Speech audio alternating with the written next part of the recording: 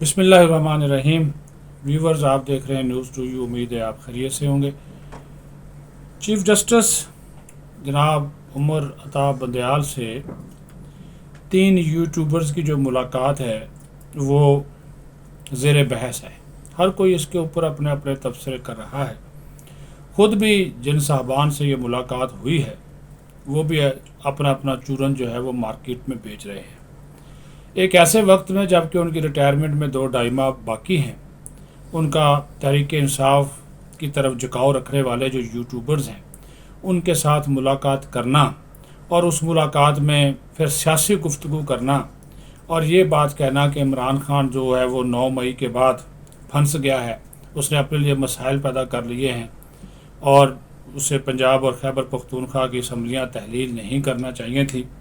फिर काजी फ़ैज़ ईसा के हवाले से बात करते हुए कहते कि मैंने उनको बड़ा समझाया लेकिन वो समझते नहीं हैं, बात नहीं सुनते और इस बात पर बाज़िद हैं कि सुप्रीम कोर्ट के अब जो बेंचेस बनने चाहिए वो सीनियर की राय से बनने चाहिए। बिल्कुल बात दुरुस्त है। पार्लियामेंट ने एक कानून पास किया है, supreme court practice and procedure bill. उसमें वाज़ेह तौर पर लिखा हुआ है कि जनाब जो अब बेंच बनेगा वो 3 मुअज़्ज़ज़ जो सीनियर जजेज़ हैं उनकी मशावरत से बनेगा। इस हवाले से सुप्रीम कोर्ट ने उसके ऊपर अमल दरामद रोक दिया, फ़ैसला भी हुआ नहीं। तो जो नामजद चीफ जस्टिस हैं काजी फ़ैज़ ईसा वो इस हवाले से अपना जो 2 टोक मौक़िफ़ है वो दे चुके हैं और उन्होंने कहा कि पहले उसका फ़ैसला जो है वो होना चाहिए। हमें वैसे ही इन्होंने ज़मीन में या फ़ज़ा में लटकाया हुआ है कि हम ना इधर के ना उधर के, फ़ैसला हो जाए ताकि हम मखमसे से निकलें, कन्फ्यूजन से निकलें और हमारे लिए फ़ैसला करना जो है वो आसान हो। फिर वो कहते हैं जी जो इस्लामाबाद हाई कोर्ट के ये उमर अता बंदयाल साहब यूट्यूबर से गुफ्तगू करते हुए कहते हैं कि जो इस्लामाबाद हाई कोर्ट के चीफ जस्टिस हैं जो अमर फ़रूक साहब और 2 और जो मुअज़्ज़ज़ जजेस हैं, जजमेंट में अपने सीनियर्स की राय का एहतराम नहीं करते, अपनी मर्ज़ी से फ़ैसले दिए जा रहे हैं। भाई जब अदलिया आज़ाद है, चाहे वो सेशन जज हो, इस्लामाबाद हाई कोर्ट का जज हो, किसी भी हाई कोर्ट का हो, सुप्रीम कोर्ट का हो, तो अपनी कानून और आइन उसको सामने रखते हुए और फिर अपना जो उसका एक ज़मीर होता है उसको सामने रखते हुए वो फ़ैसला करता है। उसमें फिर वो सीनियर या जूनियर देखकर तो फ़ैसला नहीं किया जाता। लेकिन वो भी कह रहे हैं कि जनाब हमारी जो राय है वो नहीं सुनी जाती या हमारी जो बात है वो नहीं सुनी जाती। इसके ऊपर भी वो बात कर रहे हैं। अब यहाँ पे जो सवालात, बुनियादी सवालात उठ रहे हैं कि उनको वो ये भी रिटायरमेंट से पहले कह रहे हैं जी ईद के बाद में फौरी है supreme court practice and procedure जो बिल है इसको मैं सुनूंगा, इसके ऊपर बात करूंगा, इसके ऊपर फैसला करके जाऊंगा। भाई किस बात की जल्दी है? क्या फ़ैसला करके जाएंगे? आप करेंगे पार्लियामेंट फिर जो है वो अगर उस वक़्त मौजूद होती है, वैसे तो अगर इसकी मुद्दत 13 अगस्त को पूरी हो जानी है, आप उससे पहले अगर कोई फ़ैसला करके चले जाते हैं तो फिर तो पार्लियामेंट चाहेगी कि नया कानून पास हो जाए।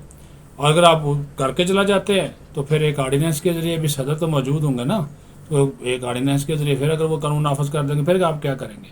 तो ये चीज़ें लड़ाई वाली जो बात है उसकी तरफ जाने के बजाय मसाइल जिस वक्त पाकिस्तान को बुनियादी नौइयत के मसाइल हैं उसकी तरफ तवज्जो देने की ज़रूरत है, जो ख़ास तौर आपका सियासी इस्तेहकाम है, आपका मुआशी इस्तेहकाम है। लेकिन वो उमर अता बंदयाल साहब एक मखसूस क्लास के जो मखसूस जमात की तरफ जिनका झुकाव है वो उन्हीं लोगों से मिल रहे हैं। फिर खुफिया मुलाकात करने की क्या ज़रूरत थी? फिर सियासी इशूज़ के ऊपर बात करने की क्या ज़रूरत थी?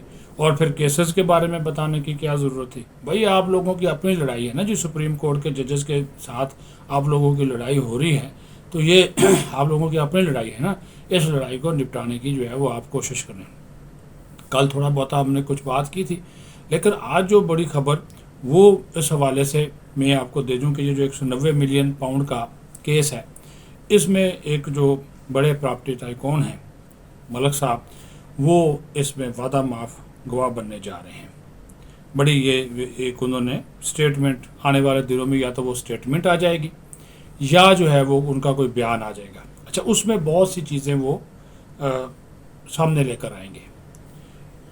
कितने तोहफे दिए, कितने तहाइफ दिए, कितने उनका हेलीकॉप्टर इस्तेमाल हुआ, कितनी बार जहाज़ इस्तेमाल हुआ, किसने किया, उसमें बुशरा बीबी भी शामिल है, फराह गोगी भी शामिल है, खान साहब भी उसमें शामिल हैं। तो वो फिर तवज्जो कितना लेते रहे, माल पानी, वो भी उन्होंने कहा कि सारे का सारा बता दो, क्योंकि ये इमरान खान सारे का सारा मुद्दा जो है वो उन पे ऊपर डालने की कोशिश कर रहे हैं कि उन्होंने अप्रोच किया, फलां को किया। अब तो वो जो जनरल रिटायर्ड फैज़ है उनका नाम भी ले दिया कल। خان صاحب نے جنرل ریٹائرڈ فیض کا بھی نام لے دیا کہ وہ بھی ان لوگوں میں شامل ہیں، ان کو بھی بلائیں، تفتیش کرے، کیونکہ ان کو پتہ چل گیا کہ یہ ایک ایسا کیا کہتے ہیں پھندا ہے جس سے وہ جان نہیں چھڑا سکتے۔ اب وہ آپ نے آڈیو ویڈیو سنی ہوں گی، وہ جو مال پاڑی کے حوالے سے، ایک تو وہ گھڑیاں بیچنے والی زلفی بخاری کے ساتھ، جس میں وہ کہتا ہے جی مرشد، اور مرشد صاحبہ جو ہے وہ آگے سے پھر کہتی ہے جی یہ گھڑیاں کچھ خان صاحب نے بیچ دیو تو مال پانی کو اکٹھا کرو، مارکیٹ میں اچھی قیمت میں بک جائیں گی۔ خان صاحب سے ذرا دعا صاحب لوگوں کی کم ہے، ان سے اچھی قیمت میں نہیں بک رہی، مگر ٹھیک ہے جی مرشد جی بیچ دے آگے، کوئی گل نہیں۔ دوسری بات، وہ جو بات آگے جو میں نے آپ سے بات کی تھی کہ جو چیزیں چلیں ساتھ ساتھ، کیرٹ، 5 کیرٹ، 3 کیرٹ، 7 کیرٹ، وہ خان ملک صاحب کہہ رہے ہیں جی وہ 1 کیرٹ کی تو کہانی بہت پیچھے رہ گئی ہے، اور بھی بڑے معاملات ہیں، اس کے اوپر بھی وہ کھل کر جو ہے وہ گفتگو کریں گے۔ تو یہ جب تمام سچویشن جو ہے وہ کھل کر جب سامنے آئے گی۔ اچھا پھر اور بات بھی ہے، یہ بھی مجھے یاد آ گیا، یہ بھی آپ کو بتانا بہت ضروری ہے۔